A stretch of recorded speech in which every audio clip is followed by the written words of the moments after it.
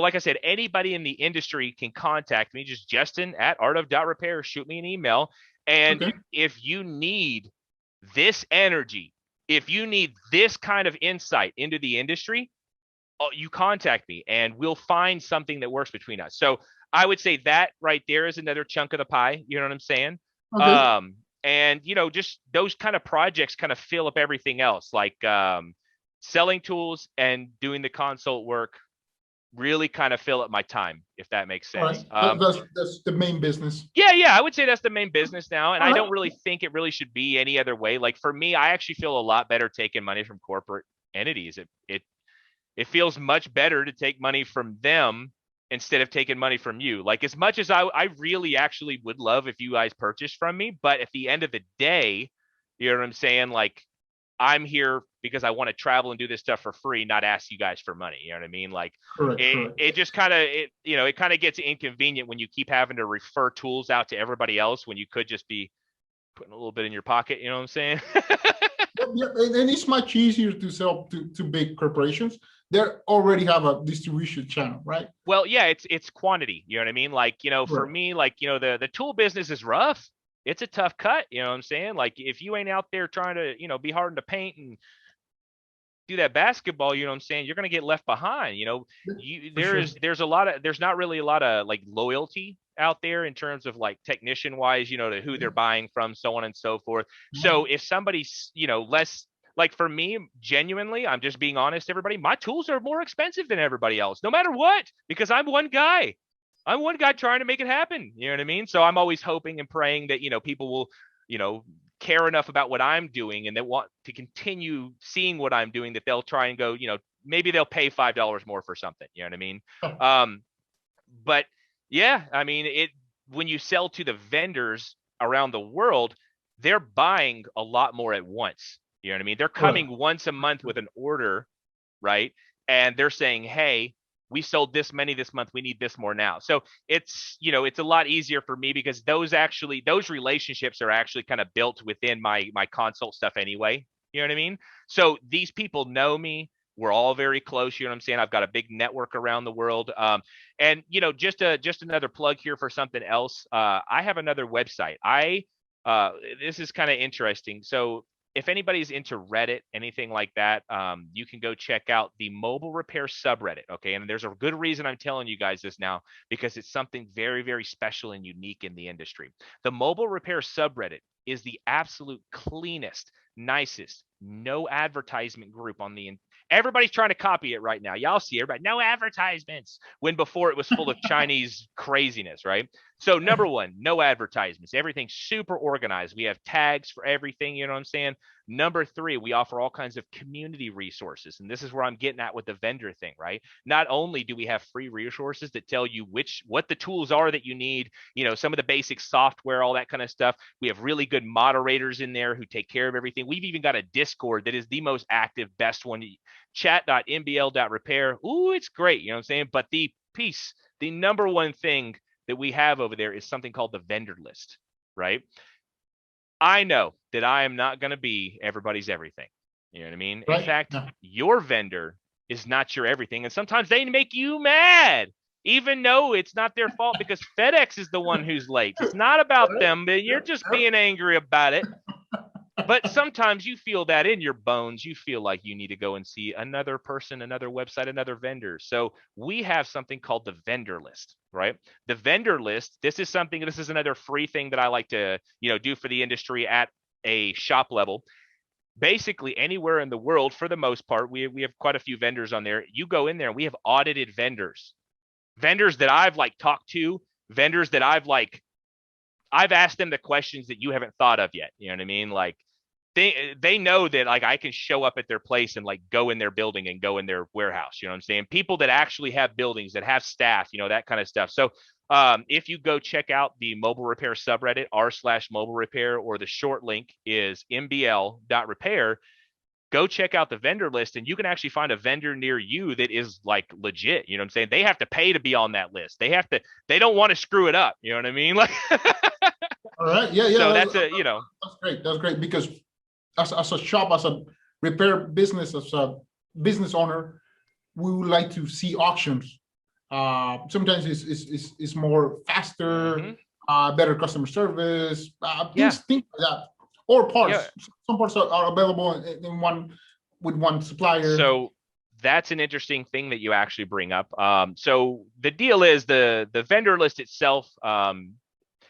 We charge for the vendors to be on there, but it's not a massive website. It's a very niche website, right? You have to be in the industry to know about it. You have to be on the group to find it. I'm talking about the entirety of Reddit kind of conjugates to it when they're looking for parts and everything like that. But the deal is it doesn't really generate. It's kind of like a break even kind of thing. You know what I'm saying? As it stands right now, our next version, and you remember what you just said about finding the different parts? Yep. Our next version, I'm hoping, I'm praying, we're just saving up a little money right now, is going to have universal parts search. Oh, okay. Meaning all the vendors in the world who want to participate will be able to open up their API and allow people to search as if you went to like AutoZone or Walmart.com, and you could go there and see who has the part. And the difference here versus Amazon and eBay is vetted, audited vendors.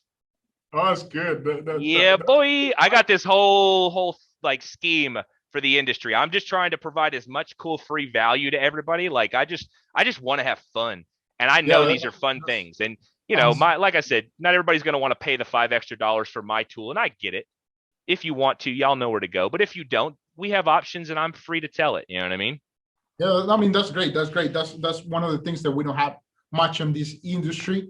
I mean, you can search on part cards and different things. You can find a lot, but on this industry, it's quite difficult to find all that. So one of the advices that you would tell one person that is trying to start a business, what would your recommendations will be? You want the truth, man? For sure, we want the truth. Okay, y'all ain't gonna like it. I'm gonna look everybody real close in the eye on this one. All right. Listen to me. Just listen.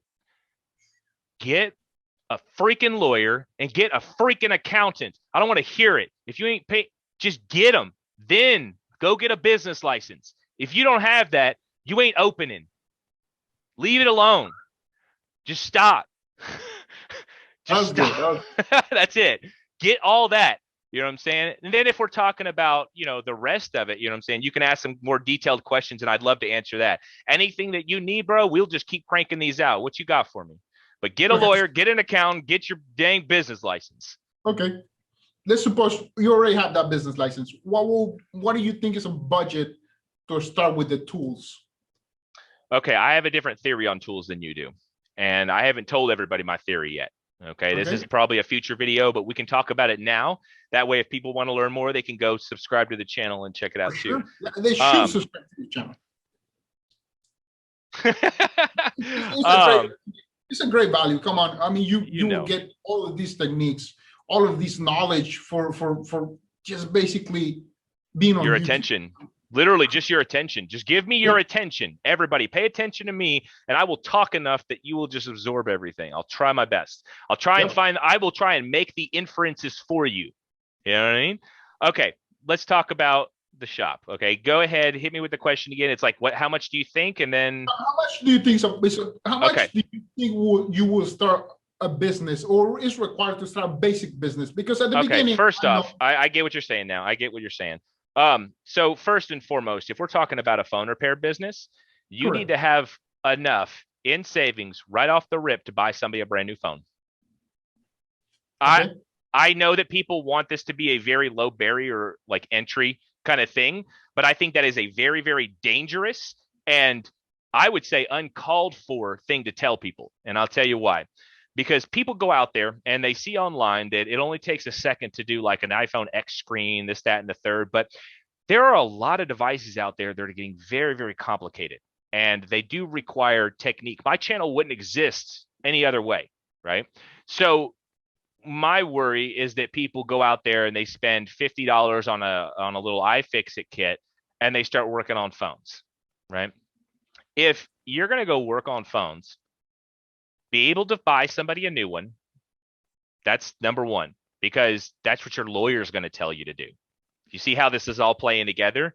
Your lawyer is going to tell you this. That's number one. So if you get those, all this other stuff I'm going to tell you is going to come right off the rip. Number two, get insurance. So now we're at another thing, right? That's another big one. You know what I'm saying? If you can't cover what you got going on, boom, that's going to bite you even more. We're trying to protect you right now. You know what I'm saying? I don't care about you opening up a phone yet. You know what I'm saying? Like, calm down, right? We're still talking about the tools, but make sure you get these things, because it's like you wouldn't go buy a nice camera lens and then go buy a $10, or you wouldn't go buy a nice camera lens and go shoot with it without putting another very nice filter on the front to protect it. Would you? Nobody. Any photographer in the audience will literally go, well, he's got a point. And you also wouldn't go and put a low quality one on there because you spent $10,000 on one to put a $5, filter on there, right? So if we apply that to this industry, having your basic insurance to cover any kind of theft, any kind of fraud, anything like that, having enough money to cover somebody's goof up, because you only get one reputation. And as soon as somebody goes online and lights you on fire, I'm sorry. No, it's true. And this is why I'm talking about this first. You know what I'm saying? But if we get past that and we're talking about tools, what I just told you has some prerequisites for tools. And maybe people aren't catching it yet. You don't want to spend that money on somebody's phone. So you've got to buy the proper tools to make sure that that's not a thing. Okay. Right. I don't care if you're a screen flipper. I think there are prerequisites, and I do not, under any circumstance, think this is something that anybody should just be. I'm sorry. I just don't think anybody should go out there and say it's like a mobile mechanic who has one wrench. How is he contributing to the industry, right? You might be contributing to yourself, but you're actually bringing the bar lower overall, right? And I know that this is kind of a tacky on people. I know people, I just want to get in super cheap.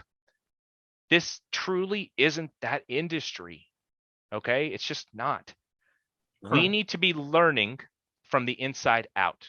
Okay, when you work on something with a car, things are big enough that you're able to see it, you're able to decipher it, you're able to diagnose it. They're big things, right? When you work on a car, you have a multimeter. You learn on day one, right? All that stuff translates. If you know basic electrical diagnostic, it translates. But if you can't see it, what are you doing? If you can't see it and you haven't touched it at a board level, period, you don't really know how to take off a connector, right? You don't really understand the consequences of your actions. And those consequences are where we start getting those cracks in the learning process, where you're buying people phones, right? I'm genuinely not telling everybody. What I'm telling people right now is not ending up with telling everybody to go spend a couple $1,000s. I literally just was hoping that, everybody who listened up to this point, all the crappy people have left, right? All you guys need, number one, is some basic optical microscope first. I'm sorry, it's a little bit more expensive. That is the number one requirement. Okay. Once you can get past that, I'm not telling you to go buy soldering gear on the first day. I think it would be much smarter. What I'm telling you is to get a microscope. Now, this guy right here, it's a couple $100, but if you wanted to, you could go buy something used. You don't technically have to buy the camera and the nice upgrades. You can theoretically get something called an inspection microscope. I do genuinely think that these are a waste of money, but I'm telling people about this because it's cheap and I know it works. Okay. An inspection microscope usually is like a very anemic version of this guy right here. And you can see things with it, right? If you can't see what you're doing, you're not doing anything with it. So what I'm telling you here is you spend about $150 on this. Okay. And at this point, when you take a phone apart, you buy one that's like, go buy an iPhone 4.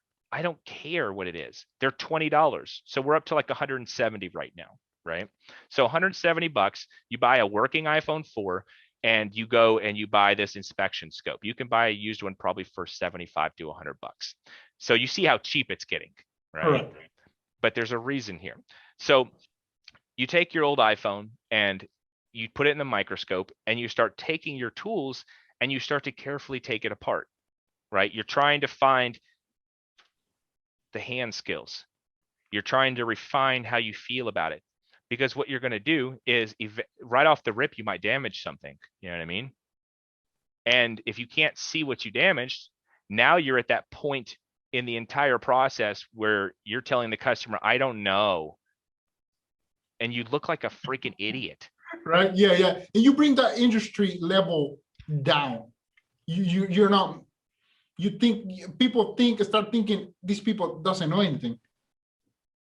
So now, and you know, the ultimate irony of my entire career is that I'm a mall kiosk dude. I am truly and utterly despised among the entire industry. Oh, you worked at a mall kiosk? Well, I'll smoke you with a soldering iron. But